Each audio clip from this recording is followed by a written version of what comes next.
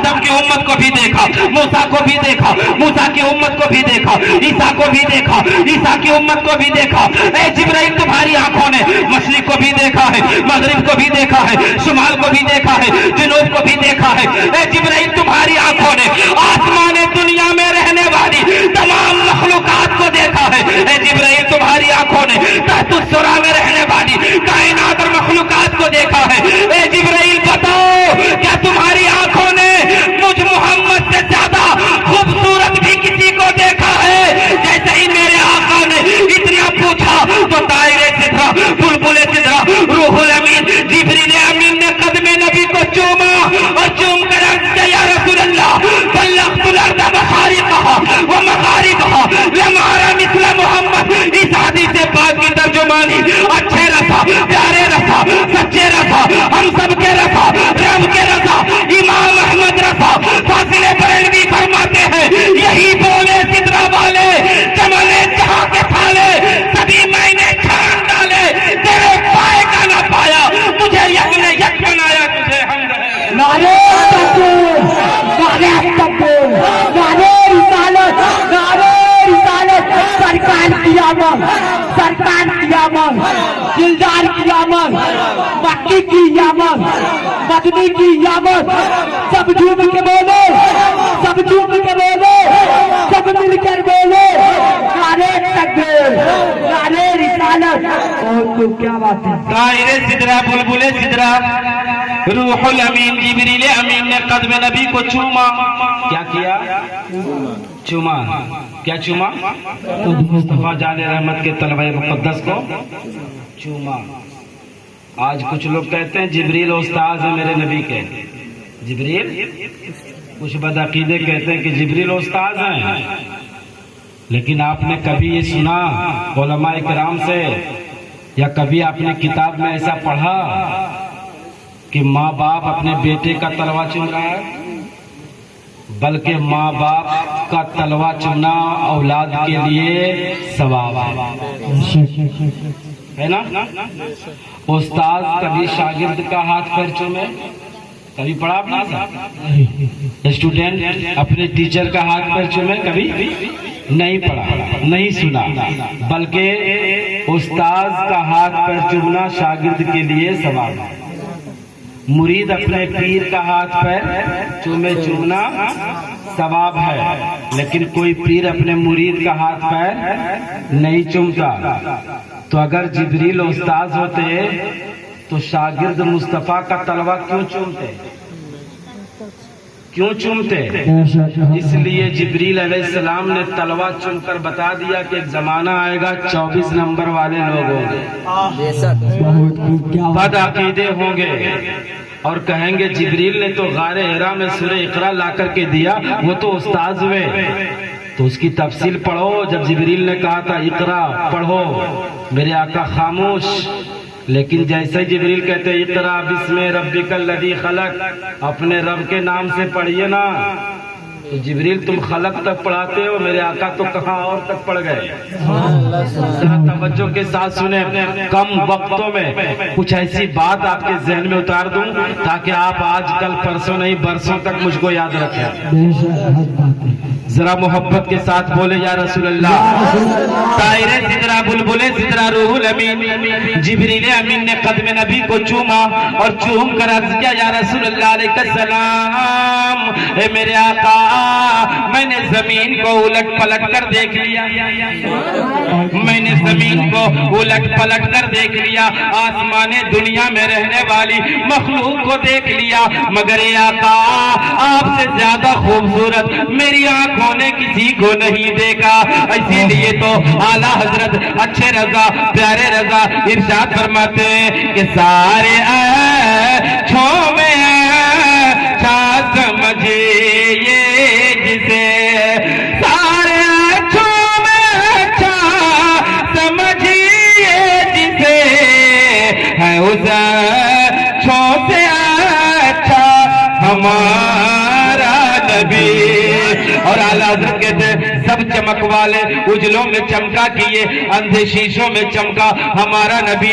اس شعر کی تشریح ہم جیسا کم علم والا اگر کرے تو میں اس طریقے سے بیان کر سکتا ہوں کہ سب چمک والے اجلوں میں چمکا کیے اندھے شیشوں میں چمکا ہمارا نبی.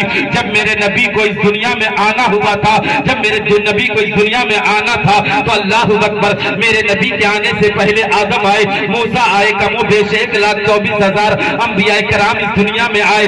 لیکن قسم خدا کی آدم کے رہتے ہوئے ابھی آدم کے بیٹے نبی آ گئے اور ان کے رہتے ہوئے دوسرے نبی آ گئے, دوسرے کے رہتے ہوئے ان کے رہتے ہوئے ان کا بیٹا نبی بن جاتا, ان کے رہتے ہوئے تیسرا نبی آدمی آتا, تیسرا نبی رہتے ہوئے چوتھے نبی آ جاتے, چوتھے نبی کے ہوتے ہوئے دنیا میں پانچویں نبی آ جاتے. مطلب یہ ہے کہ آدم علیہ السلام اپنے بیٹے ادریس علیہ السلام کو بلاتے ہیں اور کہتے ہیں بیٹے ادریس علیہ السلام ادھر آؤ, اب میرا زمانہ جا رہا ہے, اب میں دنیا سے پردہ کر جاؤں گا, اب میں دنیا سے انتقال کرنے والا ہوں. لیکن سنو سنو, تم دیکھ رہے ہو نا کیسے میں دین کا کام کر رہا ہوں, کیسے میں اللہ کا پیغام اور اللہ کی باتوں کو لوگوں تک پہنچا رہا ہوں. ادریس علیہ السلام کہتے ہیں ہاں ابا میں دیکھ رہا ہوں, جیسے آپ بتا رہے ہیں ویسے ہی میں کرتا جاؤں گا.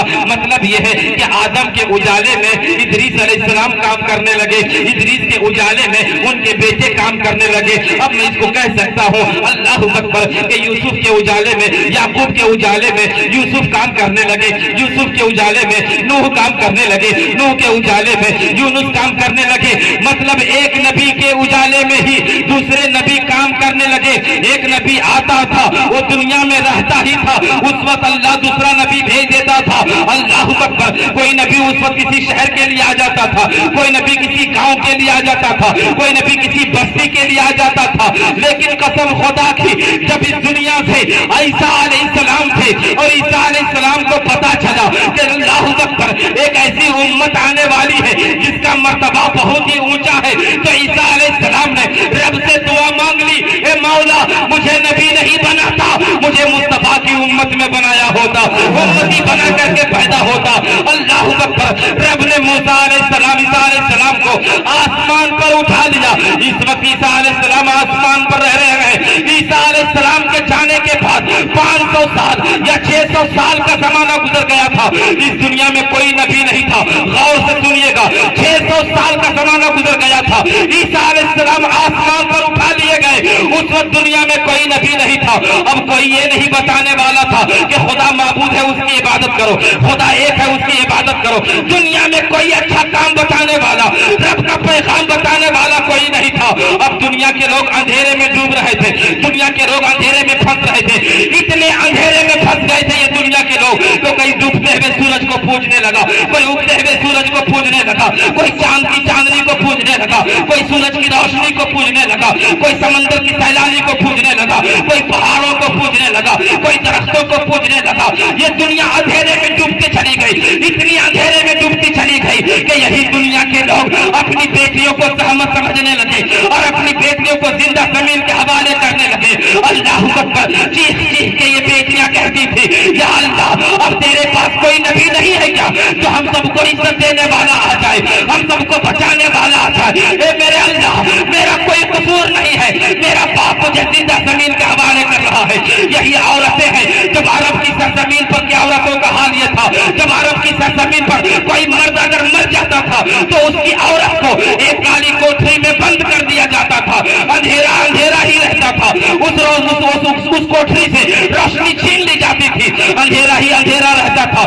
1 مہینے تک عرب کی عورت کو, بیوہ عورت کو اسی کالی کوٹری میں رکھا جاتا تھا, وہی کھانا دیا جاتا تھا, وہی کھانا کھاتی تھی, وہی اپنی خلافت کرتی تھی, وہی پخانا پیشاب کرتی تھی.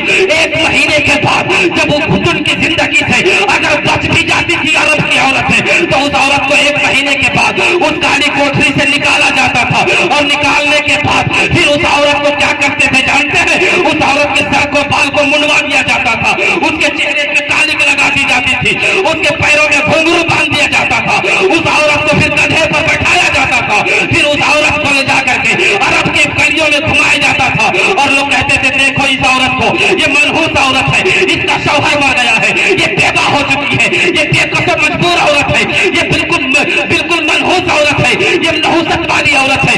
اللہ اکبر, وہ عورتیں چیخ چیخ کر کے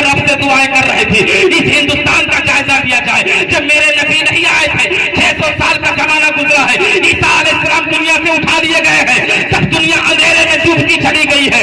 اللہ اکبر، اس عورت میں، اس مرد، اس ہندوستان کی سرزمین پر یہ واقعہ دیکھا جاتا تھا کہ جس کا مرد مر جاتا تھا اس کی چتا کے ساتھ اس کی عورت کو زندہ لٹا دیا جاتا تھا اور مرد کو آگ لگا دیا جاتا تھا، عورت کو بھی زندہ جلا دیا جاتا تھا۔ اللہ اکبر، اس خاکسانہ کسی پر، اس کائنات کے ایک ذرے میں کہیں بھی عورتوں کی عزت نہیں ہوتی تھی، کہیں بھی بیٹیوں کی عزت نہیں ہوتی تھی۔ اللہ اکبر، ہر عورتیں رو رو کر کے دعا کرنے لگی، مولا کوئی نبی بھیج دے، کوئی ایسا میں پیغمبر بھیج دے جس کے آنے سے ہم بیواؤں کو عزت مل جائے، ہم بیٹیوں کو عزت مل جائے، ہمیں سکون کی زندگی مل جائے۔ جب یہی بیویاں، یہی بیٹیاں رو رو کر کے رب کی بارگاہ میں دعا کرنے لگی تو رب کی بارگاہ سے آواز آئی، اے بیٹیوں گھبراؤ نہیں، اے بیٹیوں گھبراؤ نہیں، اے بیواؤں گھبراؤ نہیں، اے یتیموں گھبراؤ نہیں، اے بے قصوں مجبور لاچاروں اب گھبرانے کی ضرورت نہیں ہے۔ اب تمہارے بیچ ایک ایسا نبی جا رہا ہے جس کے آنے سے بیواؤں کو بھی زندگی ملے گی، بیٹیوں کو بھی زندگی ملے گی، اور وہ نور آمنہ کے بطن مبارک میں ہے۔ اب وہ نور دوشمدہ کے دن 12 ربیع الاول کے روز صبح شب ولادت آمنہ کے آنگن میں مصطفیٰ جان رحمت کی شکل میں تشریف لے جائے۔ وہ نبی تشریف لائے۔ پوچھئے اس ہندوستان کے حالات کا جائزہ لیجئے تاریخ کا، آپ کو پتا چلے گا ان عورتوں کا کیا حال تھا، میری ماں بہنوں کا۔ اللہ اکبر، لیکن آج ہماری ماں بہنوں کے سروں پہ جو دوپٹہ ہے، میری ماں بہنوں کی جو عزتیں آج محفوظ ہیں، اللہ اکبر، یہ کسی اور کا صدقہ نہیں ہے، مصطفیٰ جان رحمت کا، یہ سب میرے نبی کا صدقہ ہے۔ آؤ ایک تاریخ بتاتا ہوں، اللہ اکبر، اس ہندوستان کی سرزمین کا بہت 600 سال کا زمانہ گزرا، کوئی نہیں تھا دنیا میں، کوئی ڈوبتے سورج کو، کوئی اگتے سورج کو، کوئی پہاڑوں کو، کوئی بتانے والا نہیں تھا کہ خدا کون ہے، کس کی عبادت کیا جائے۔ سب نبی تو اجالے میں چمکے، سب نبی اجالے میں چمکے۔ آدم کے رہتے بھی ادریس نے کام کیا، ان کے رہتے ان کے بیٹے کام کر رہے ہیں، سب ایک دوسرے کے اجالے میں چمکنے لگے، سب چمک گئے۔ مگر 600 سال کے بعد آنے کے بعد لوگوں کا ذہن خدا کی طرف سے ہٹ چکا تھا۔ اب خدا کی طرف ذہن لگانا یہ کسی کا کمال نہیں، یہ اسی کا کمال ہوگا جو آمنہ کا لایا۔ یہ کسی کا کمال نہیں تھا کہ لوگوں کا ذہن ہٹ جائے تو خدا کی طرف لگا دیا جائے۔ اللہ اکبر، سب نبی آئے، چمکنے لگے، اجالوں میں چمکے، لیکن میرے نبی جب اس دنیا میں تشریف لائے 600 سال کے بعد، جب اس دنیا میں تشریف لائے تو قسم خدا کی، جہاں تاریخ تھا، ظلمت قدا تھا کہ سخت کالا تھا، کوئی پردے سے کیا نکلا کہ گھر گھر میں اجالا تھا۔ جب میرے نبی اس دنیا میں تشریف لائے تو پوری دنیا اجالے میں آ گئی۔ اللہ اکبر، اسی لیے تو بریلی کے تاجدار نے، امام عشق و محبت نے ٹوٹی ہوئی چٹائی پر بیٹھ کر کے یہ ارشاد فرمایا کہ سب چمک والے اجلوں میں چمکا دیے، اندھے شیشوں میں چمکا ہمارا، اندھے شیشوں میں چمکا ہمارا نبی۔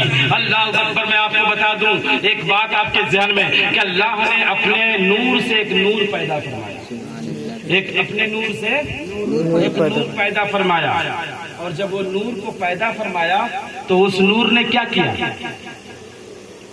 اس نور کا نام اللہ نے نور محمدی رکھا۔ کیا رکھا؟ نور محمدی۔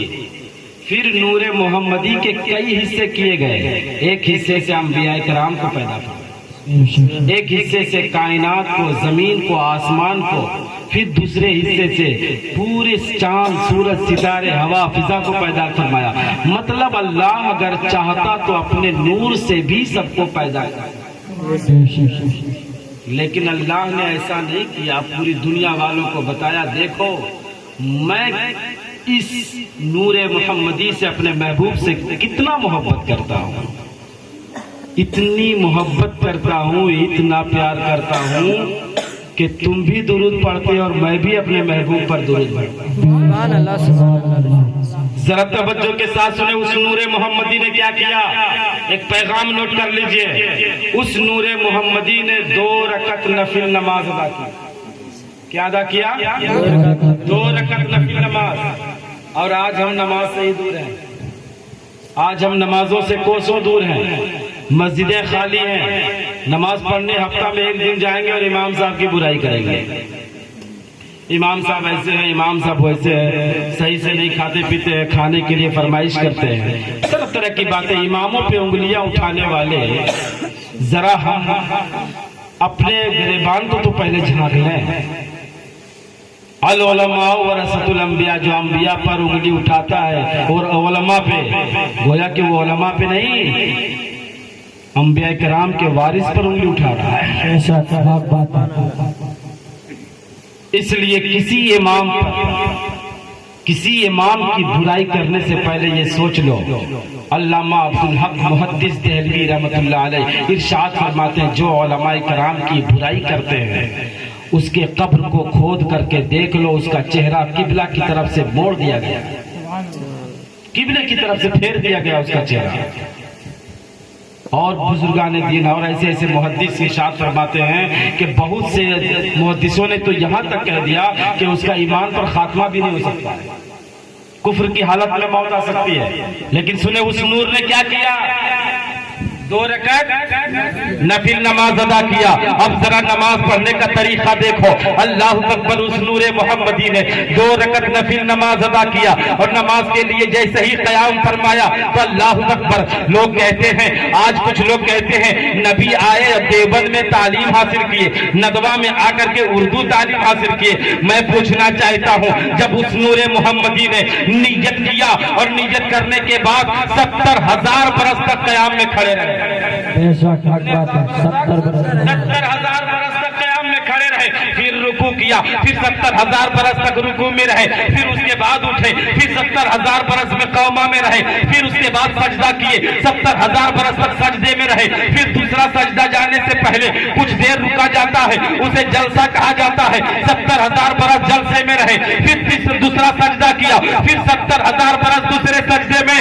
اے مسلمانوں، اے عاشقانوں غلام مصطفیٰ، ذرا توجہ کے ساتھ سنو، اس نور نے اس طریقے سے 2 رکعت نفل نماز ادا کی اور 70,000 برس قیام، 70,000 برس رکوع، 70,000 برس سجدہ، اس کے بعد 70,000 برس تک تشہد میں بیٹھے رہے، اس کے بعد سلام پھیرا اور جیسے ہی سلام پھیرا اللہ رب العزت نے ارشاد فرمایا، اے میرے محبوب، تو نے میری عبادت کا حق ادا کر دیا ہے، تو نے میری عبادت کا حق ادا کر دیا ہے، مانگ جو تو مانگے گا تجھ کو عطا کر دیا جائے گا، آج جو تو چاہے گا وہ تجھ کو دے دیا جائے گا۔